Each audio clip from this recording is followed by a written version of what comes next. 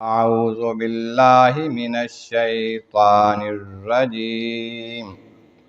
بسم الله الرحمن الرحيم. ولو أرادوا الخروج لأعدوا له عدة ولكن كره الله بعاثهم فثبطهم وقيل اقعدوا مع القاعدين. لو خرجوا فيكم ما زادوكم إلا خبالا ولأودعوا خلالكم يبغونكم الفتنة وفيكم سماعون لهم والله عليم بالظالمين. صدق الله العظيم.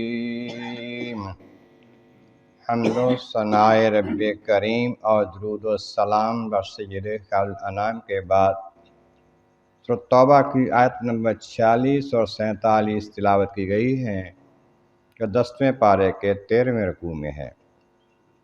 اس سے پہلی آیتوں میں فرمایا گیا کہ یہ منافقین جو ہیں وہ آپ سے جہاد میں جانے کے حوالے سے معذرت کرتے ہوئے درخواست کرتے ہیں کہ ہمیں اجازت دے دیں، نہ جائیں، لیکن مومن متقی وہ جو یوم آخرت پر ایمان رکھتے ہیں، اللہ رسول پر ایمان رکھتے ہیں پکا، وہ اجازت نہیں مانگتے، حکم ملتا ہے فوراً نکل پڑتے ہیں وہ۔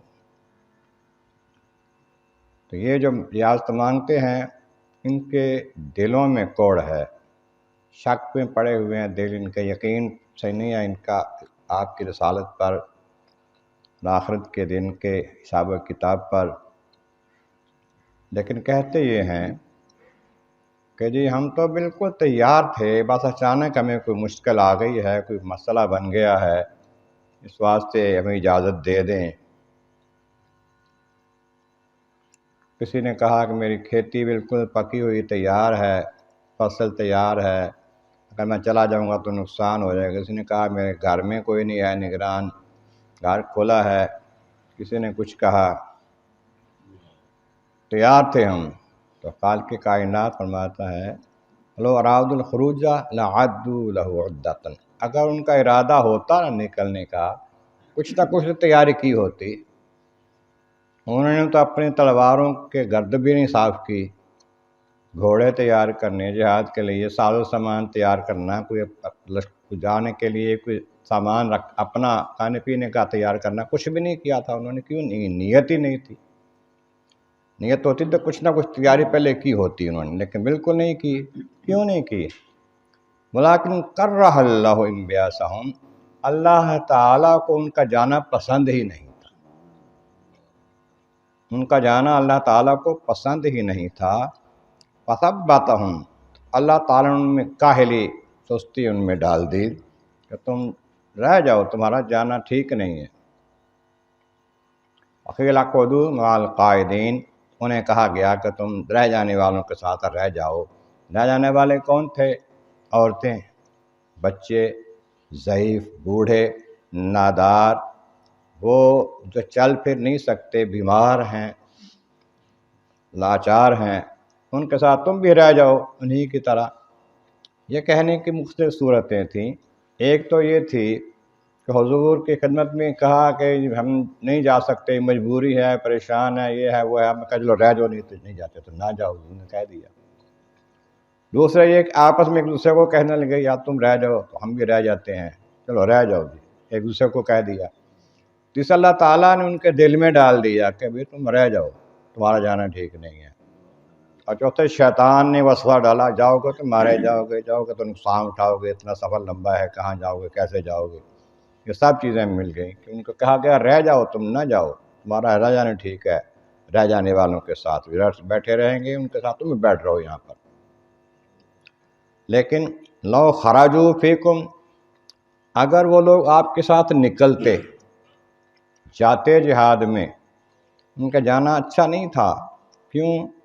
ما زادوکم الا خبالا، وہ تمہارے ساتھ جاتے تمہیں ان کا فائدہ کوئی نہیں، نقصان ہی ہونا تھا، نقصان ہی بڑھنا تھا، پریشانی ہی زیادہ ہونی تھی ان کی وجہ سے۔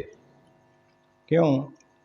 وَلَعَوْدَوْا خِلَالَكُمْ، یبغونکم الفتنہ تھا، انہوں نے کیا کرنا تھا، ہمارے اندر جا کے دوڑ بھاگ کرنی تھی، کبھی ادھر کبھی ادھر، کبھی کسی کا کسی کے پاس، لوگ ایک دوسرے کو باتیں سنا کے نا غلط مطلب ایک دوسرے کی مسلمانوں کے دلوں میں ڈالنا کہ یار وہ جن کے پاس جانا ہے کہ وہ بڑے سخت ہیں، بڑے بہادر ہیں، ان سے بچ نہیں سکتے تم، کبھی کچھ کرنا، کبھی کافروں کے پاس جا کے کہنا یار مسلمان آ گئے ہیں پکڑ لو ان کو، ان لوگوں نے یہ کام کرنا تھا، وہاں جا کے دوڑ بھاگ کرنی تھی، آگے پیچھے دوڑنا تھا تمہارے اندر، اور تمہیں ایک دوسرے کے خلاف کرنے کے لیے، ایک دوسرے کے مسلمانوں کے دلوں کو ڈرانے کے لیے انہوں نے کام کرنی تھی، کوشش کرنی تھی۔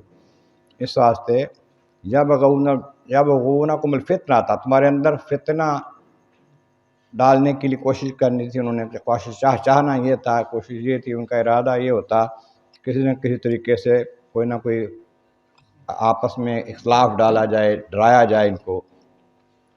فیکم سماعون لہم، اب بھی تمہارے اندر ان کے جاسوس موجود ہیں، کچھ لوگ ہیں جو تمہاری بات سن کر ان کو پہنچانے والے ہیں، یا یہ کہ وہ تمہاری باتیں سن کر ان کی باتیں جو انہوں نے سنی ہیں وہ انہوں نے سن کر ان کی وجہ سے ان کے دلوں پر اثر ہے، انہوں نے باتیں کی ہوئی ہیں کیا، یہ دیکھو اتنا لمبا سفر، اتنی سخت گرمی، اور یہ تھوڑے سے بندے لے کے جا رہے ہیں، وہاں جا کر یہ بچ کے کیسے آئیں گے۔ ابن ابی جو تھا، عبداللہ ابن ابی منافق جو تھا، وہ بھی اپنے کئی 100 ساتھی لے کر ساتھ نکلا تھا، ایک جگہ مدینہ کر کے پاک سے باہر جا کر ایک جگہ حضور نے پڑاؤ ڈالا، وہ بھی ایک ساتھ الگ ایک جگہ پر اس نے ایک پڑاؤ ڈال لیا اپنے ساتھیوں کے ساتھ، ساتھیوں کو کہتا جب حضور چلنے لگے وہاں سے چلے، کہتا چل واپس چلیں، کیوں، کہتا ہے مجھے تو نظر آ رہا ہے کہ جو جا رہے ہیں نا مسلمان محمد صلی اللہ علیہ وسلم کے ساتھی، یہ بندھے ہوئے ہیں، انہوں نے باندھ لینا ہے ان کو، کافروں نے گرفتار کر لینا ہے، یہ سارے قیدی بن جائیں گے، پکڑے جائیں گے وہاں پر جا کے، انہوں نے کیسے آنا ہے، ایسی باتیں اس نے کی۔ تو یہ باتیں بھی سنی تھی، بعض مسلمانوں نے بھی، ان کے دلوں میں بھی اس کی پریشانی تھی، سماعون لکم لہم، ان کے لیے باتیں سننے والے بھی کچھ ہیں جو ان کی باتیں سنی، جنہوں نے یا تمہاری باتیں سن کے ان کو بتانے والے ایسے بھی ہیں، لیکن واللہ علیم بالظالمین، اللہ تعالیٰ ظالموں کو خوب جانتا ہے، اچھی طرح جانتا ہے کہ کون یہ ظالم کون ہے، جو نافرمان ہے، جو حق پر نہیں ہے، جو منافق ہیں، مال ان کو جانتا ہے، ان کے ظاہر کو بھی جانتا ہے، ان کے باطن کو بھی جانتا ہے، جو کہتے ہیں وہ بھی جانتا، دل میں جو وہ جانتا ہے اللہ تعالیٰ۔ اللہ تعالیٰ کی بارگاہ میں مولا کریم محبوب کریم کا صدقہ قرآن کریم کا فہم اور اعمال صالح نصیب فرما، وآخر دعوانا ان الحمد للہ رب العالمین۔